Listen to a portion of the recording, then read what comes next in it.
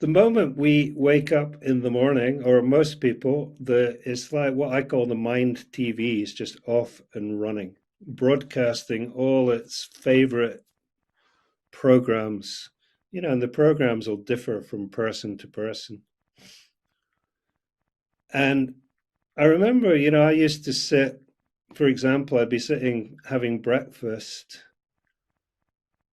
And in my mind, I was lost in my to-do list for the day. I'd be thinking about, oh, I have to go to the bank, have to go to the post office. Or, it could have been dwelling on some issue in the mind, anxiety, unworthiness, something like that. But at some point, I would look down and there would be an empty bowl of cornflakes in front of me. And I had absolutely no recollection of eating it. Never mind the songbird that was singing outside the window the whole time, or the sun streaming in the window. I was, I just wasn't there. And then I would be, driving to work. And again, it was like my body was driving to work. I wasn't there. I was lost in a conversation I'd had, with a friend a couple of days before, or I'd be thinking about, something I had to do at work. The next thing I knew, I'd be pulling into the car park, and I had no recollection whatsoever of having driven there. So can you relate to this? Just give me a yes if you can relate to what I'm talking about.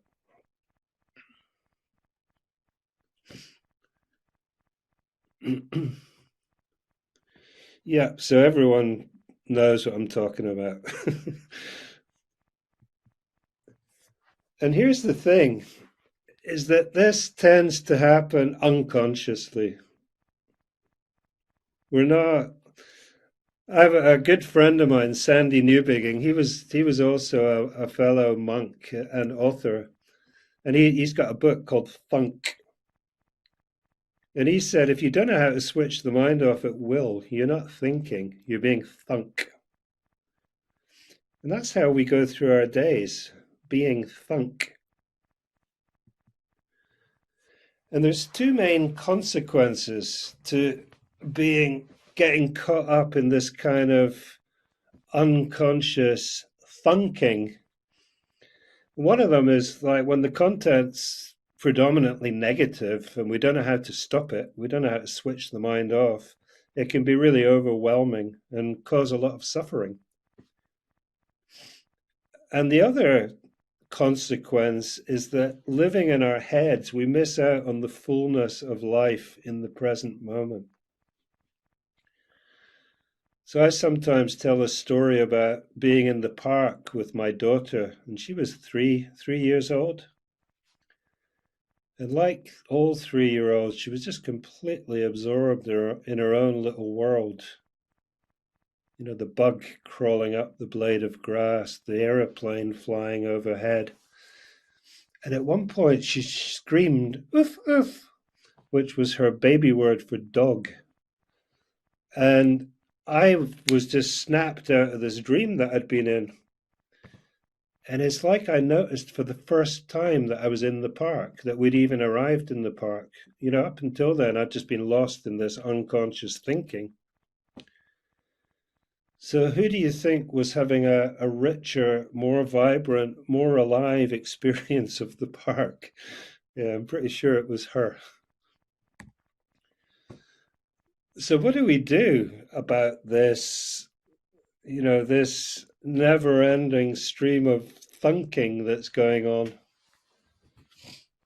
There's four main strategies that people use. First one, and probably the first two or three, are probably what the vast majority of people use. Suppression. So, things like reaching for the cookie jar, opening the fridge, drinking, smoking, distraction.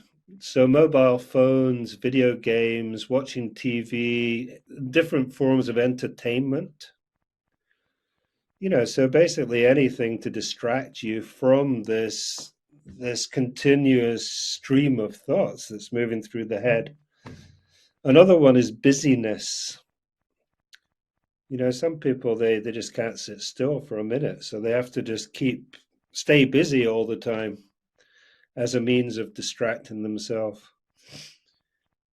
And then and there may be other ones as well that I haven't put there. I think in the last training I did, somebody said exercise, which was a very good one. And then the fourth one is self-improvement.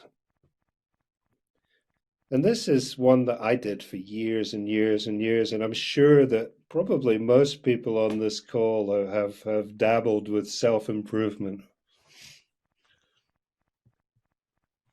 And the thing is, and I don't know if you'll probably agree with this, for a long time I thought there was something wrong with my mind.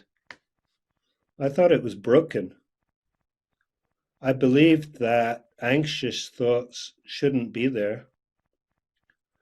I believed that it was wrong to feel sad or confused. I believed that I should be happy, I should be peaceful. I believed that I couldn't be happy until these patterns were sorted, until I'd fixed them. And it's just logical that if you think something's broken, the obvious solution is to try and fix it. So, can you relate to this one? How many of you would agree with these statements that anxious thoughts shouldn't be there? It's wrong to feel sad or confused. These are universal. I think, in fact, you need to be a bit crazy to even suggest that these may not be true, because there's a statement from Anthony de Mello, and he says that the main cause of unhappiness is the false beliefs that we adhere to, beliefs that are so common, so widely believed that nobody even thinks to question them. Who would even question that it's wrong to feel sad or confused? And yet, I would say it's just part of the natural flow of the human mind. It's not bad, or, it's like if it's raining outside,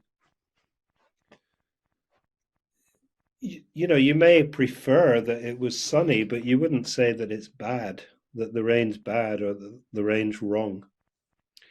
So I spent years working on myself, trying to find peace of mind through upgrading my turbulent thoughts, feelings, and emotions, trying to turn them into peaceful ones. Maybe you can relate. So now I call this trying to iron the ocean because these thoughts are just a natural part of the human condition. You're going to have pleasant thoughts, you're going to have unpleasant. And here's the main problem with the self, with trying to find peace of mind. This is a teacher, Nisargadatta. He said there's no such thing as peace of mind. Mind itself is disturbance, restlessness. So restlessness is the nature of mind, which is why I say it's like trying to iron the ocean, trying to find peace of mind. And you could literally spend 30 years, 40 years doing this. And I'm not saying that you won't make some progress and you will experience moments of peace, but it's always going to be, if you're looking for peace as an experience, as a feeling, then any experience has a beginning and an end. It's inevitable that it's going to leave again. And so it's never something you can hold on to. There's another piece I'm going to talk about later, which is the piece at the core of our being, which doesn't move. So some other reasons why self-improvement, I don't believe, is the most effective approach. You have no control over the thoughts. Dark clouds are a perfectly natural part of the human condition. If you completely accept your sadness, your anxiety, what's the problem? And here's the main one. You're looking for peace in the future. Not right now. So it's like you're hoping that things will change in order for you to experience peace. And what I want to suggest in this talk, is that you don't need to change anything. So the day my life changed, I was on a 6-month meditation retreat, and I had an experience, an awakening, I guess you could call it, where I felt the most extraordinary joy and peace, like nothing I'd ever experienced before.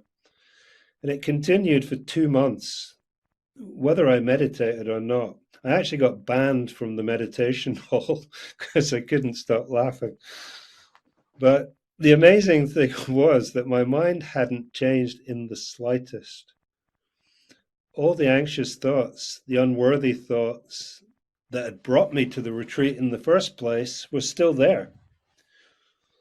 All the unresolved issues were still in place. On the surface, I was still a mess, just like before. Nothing had changed. And yet I was filled with this deep peace. And this is the key line here, a peace that had nothing to do with the mind. There's two kinds of peace. There's peace which comes and goes as a feeling, as an emotion. And then there's the peace of your true nature, I'll call it. One is fleeting, the other one is unchanging and permanent.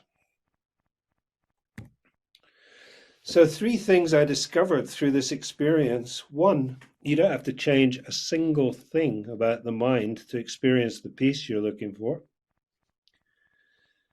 You'll never find ongoing peace in the mind because the mind is restless by nature. You will find moments of peace, of course, just like you will find moments of agitation. And the third one, there's a deep, unchanging place inside you that has absolutely nothing to do with what's going on in the mind. It's your true nature. So is this making sense? Are you following me here?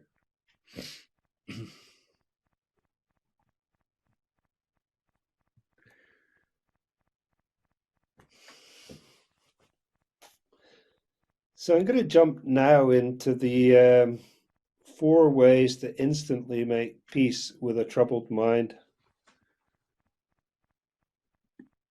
I'll pop on the camera just for a moment, just so you can see me. It's funny because my original title for the webinar was 14 ways to make peace with a troubled mind, but I think that would have been like an 8-hour class. So I needed to cut it back to 4. So these are the 4 which I felt could, be of the most benefit to you. The most simple things you can apply straight away. So the reason I put this light bulb here is because for me, this was a massive light bulb moment. And it's understanding the difference between peace of mind and peace with mind.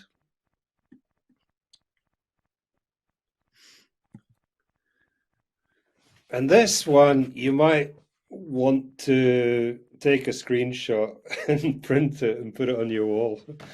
Because I think for me, this is the essence. You don't suffer because the mind is restless, anxious, sad, confused, whatever your own particular issue is. You suffer because you believe it shouldn't be. Does that make sense?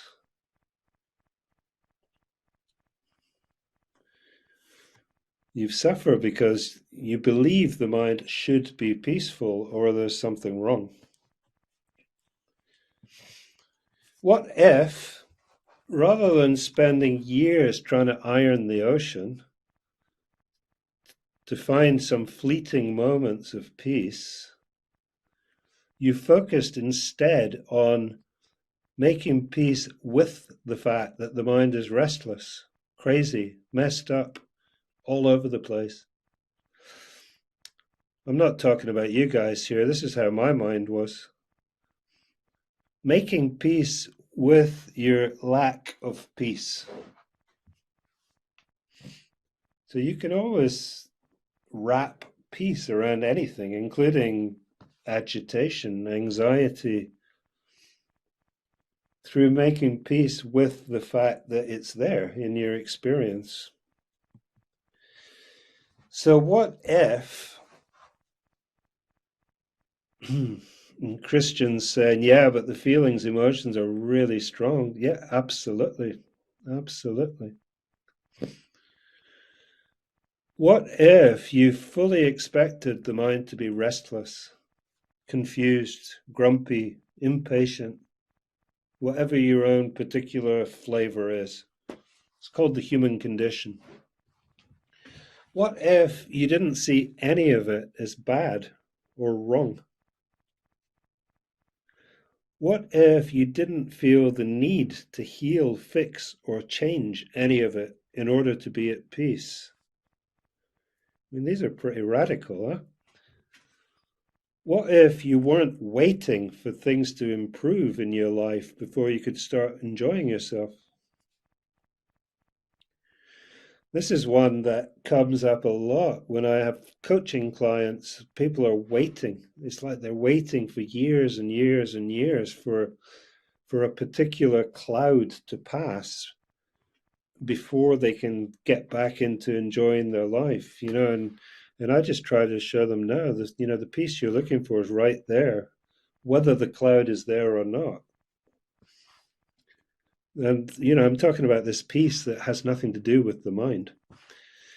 What if you were able to be completely at peace with the mind, just as it is? And I'm not suggesting that these are things that you can just, switch off in a second. I mean, they do, obviously take a little bit of working on. But, you might see it as a general direction. You're going to experience peace a lot quicker rather than try to change and fix the mind itself. Changing the restlessness, the confusion, the grumpiness, the impatience could take you 30 years, 40 years. Making peace with the fact that it's there could be a lot quicker. So in truth, we don't suffer because we have negative thoughts or emotions. We suffer because we believe there's something wrong. We believe they shouldn't be there. We believe there's something wrong with us for having them. We believe they need to be gone for us to experience peace. And we suffer because we give them a huge amount of our attention. How many of you, when you're spinning out on some, difficult situation in your mind, how many of you give it a lot of your attention? It's like your attention keeps going there over and over and over. So you keep feeding it.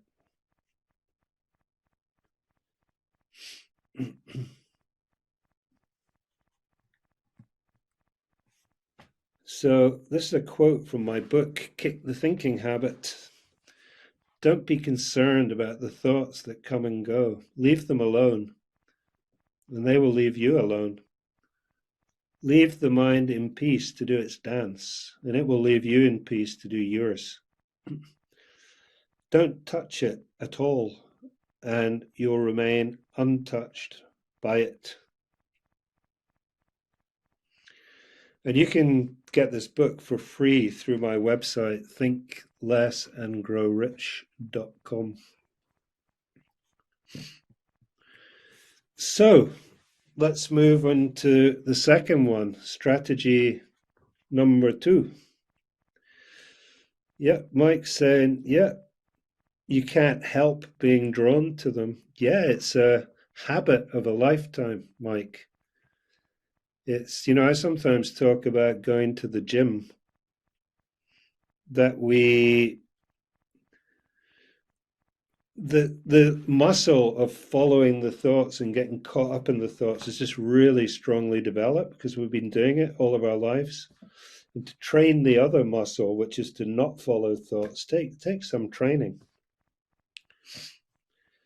So the next one, the difference between thoughts and thinking. Ready for another game changer? Thoughts are self-arising. They appear by themselves and they're not in our control. Thinking, on the other hand, is a choice. You can choose to stop thinking in any moment. Like when we did the noticing exercise, I asked you to begin by thinking about an issue or a problem. And then I asked you to put your attention on your feet, on your hands, on your, the physical sensations of the body. And you can't stop thoughts from appearing in your head. They will appear by themselves. But thinking's a choice. So when you're being thunk, particularly when the mind's storylines are negative, it can feel as if thinking is something that's happening to you. Like you're an innocent victim being subjected to a tsunami of thoughts against your will, and you don't have any choice but to listen. Can you relate to that? That was my experience for a long time. I thought that my mind was just crazy, and I had no choice at all. I just had to listen to this crazy mind going on all day. And I didn't see any way out of that. The only way out I saw was to try and fix the mind and to make the mind itself more pleasant. Yeah. And yeah, you can spend years trying to do that. So everyone's agreeing with this. Yeah. You feel like an innocent victim being subjected to, against your will, to this. You feel like taking a hammer to it, Amelia. The thing though with the mind is that the more you reject it, the more power you give it.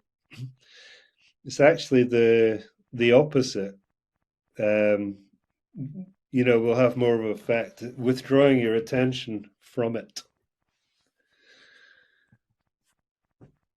So when we did the noticing exercise, was it possible to choose to put your attention on your breath or on your feet rather than following the storylines in your head? I think you've already said, yeah, that's possible. So thinking is a choice. So it's not true that thinking is something that happens to you. It just seems that way. Although thoughts are self-arising, you are in charge of where you choose to put your attention. Whether you choose to follow thoughts and make stories out of them or not. Your attention is your secret weapon. It is kryptonite to the mind. Without your participation, the mind has no power to affect your peace. You're the one in control. So this is pretty much exactly the opposite of how it feels, yeah? But it's true that you're the one in control. When you get to know the mind better, like I said at the beginning, and you start to see that, it really only has, the only reason it has so much power is because we have such a strong habit of energizing it all the time, giving it power. So the third strategy, the mind tells more lies than Pinocchio. It's funny, I think I said in my book that I would trust a politician before I would trust the rubbish that comes out of my own head. And I'm not sure if I believe that anymore with the current batch of politicians that we have. The mind's take on reality is unreliable, to put it mildly. So most of us had a head riddled with false beliefs and self-critical thoughts, echoes of what we took on board as children. Don't know about you, but these were some of the things I heard a lot when I was a kid. You're a bad boy. You're not good enough. You're a disappointment. You're never going to amount to anything. And of course, as a 5-year-old, you drink all this stuff in. You know, you don't realize that, maybe your parents have got issues of their own and that they're projecting onto you. And then 20, 30 years later, you're walking around in a grown-up body with your 5-year-old programming still very much alive in your head. And there's certain universal beliefs that when I talk about the course that I've created later, this is something I talk about quite a lot, is these universal beliefs. One of them is the belief that there's something wrong with me. And yeah, it's actually inevitable that we came to these conclusions as children. So my advice, I don't know how many of you are old enough to remember Inspector Columbo. He was the 70s TV detective. Question every thought. If your mind tells you that you'll never amount to anything, think of all the things you've successfully achieved. Build a compelling case to support the opposite. It can be really good to get pen and paper and do this. If you feel like you're unlovable, sit and write a list of everyone who's ever complimented you or told you you're great. You'll quickly discover that most of your long-held beliefs will crumble very easily. Take everything the mind tells you with a large pinch of salt.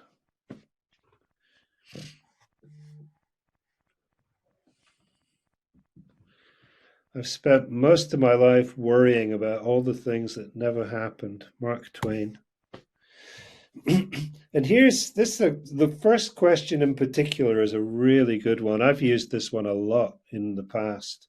Do I know for 100% certain that this is true?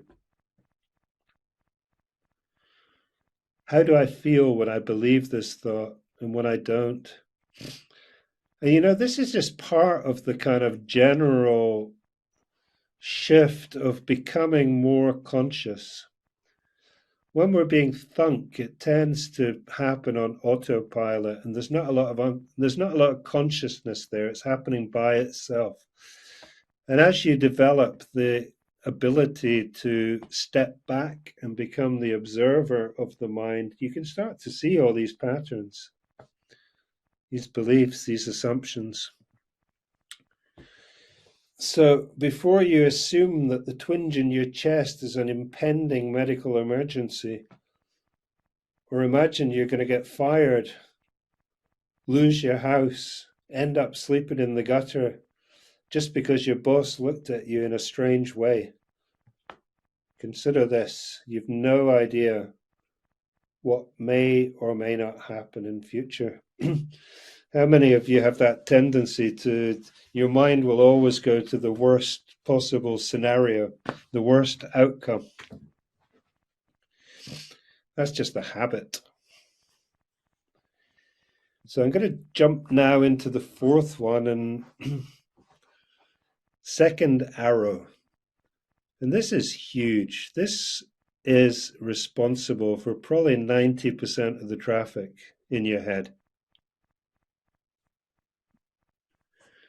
And what it is your unconscious reaction to things that happen in your life. Deepak Chopra said, most people live their entire lives in bondage, a bundle of nerves and conditioned responses, which are constantly being triggered by other people and circumstances into totally predictable outcomes. We react to everything in our world.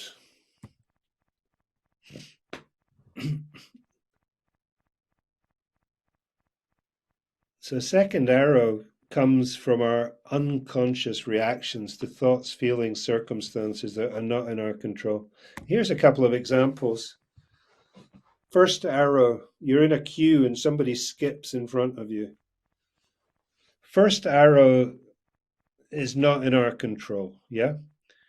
Before you know it, your blood pressure is going through the roof. You get angry, you start saying, I can't believe it. Some people are just so rude. The world has gone crazy. People just don't have any manners anymore. And often a lot of people will carry this stuff around with them all day. A lot of people will carry it around with them for a lifetime. And it's not, it's this unconscious reaction to everything that's going on in our world: thoughts, feelings, emotions, situations, other people. Another example: first arrow, you're feeling sad, anxious, confused, which again is self arising. It's not something that you consciously create or choose, it just happens. Second arrow, this is bad. I shouldn't be feeling this way. There's something wrong with me. I'll never be happy ever again. I can't live like this anymore. And this, when I say that 90% of the unwanted thoughts in our head comes from second arrow, this is what I mean. That we're going around reacting to everything that's coming up in our day, whether it be inner weather or outer weather.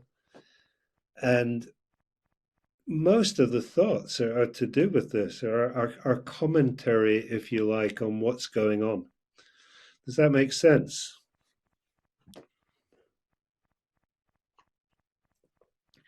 I'm guessing everyone's still there.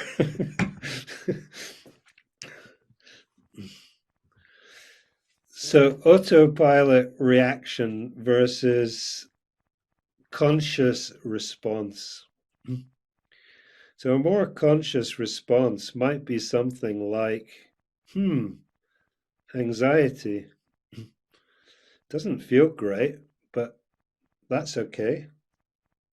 Nothing wrong happening. And since that's what's there anyway in this moment, I haven't chosen it, but that's what's there. I'm going to choose to flow with it rather than resist it and create more suffering. I mean, this, maybe my own personal reaction would be there would be no reaction. I would just see it and that would be it. But just to give an example, yeah, all suffering comes from resistance to what is. You will experience peace to the extent that you allow whatever arises in your experience to be there. And this is a really important one. Most people confuse peace with feeling good. Who would agree with that? When you think of the word peace, do you think of good feelings? I'm going to wait to see what you've put here. Yeah, yeah. How about if it was possible to be sad and to be at peace? To be anxious and to be at peace? To be confused and to be at peace? You're just recognizing that, okay, that's what the moment's presenting, and I have a choice. I can resist it or I can allow it. And this, I mean, obviously a lot of these I could go a lot deeper into. So yeah, people are agreeing there. That's a good one to get, that you don't have to be feeling good to be at peace.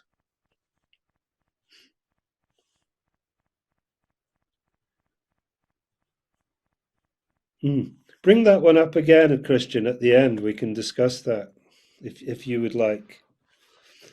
The difference between pain and suffering. So there you are. 4 simple ways to instantly make peace with a troubled mind. Actually, 5 if you include the noticing exercise.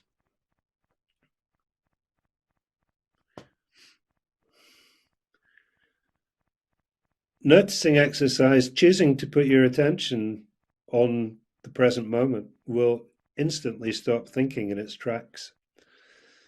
Peace of mind versus peace with mind. Recognizing that the mind is restless by nature, and that it's like trying to iron the ocean. Trying to. In fact, it's impossible to try and arrange the mind in a way that you only get peaceful, pleasant thoughts. It's just not the nature of the mind. But what you can do instead is to make peace with the fact that the mind is restless. Understanding the difference between thoughts and thinking. Thoughts are self arising. Thoughts are like the guy who jumps the queue. It's not, thoughts that appear in your head are not any more created by you than someone who jumps a queue. Thinking, which is a choice. When you're conscious,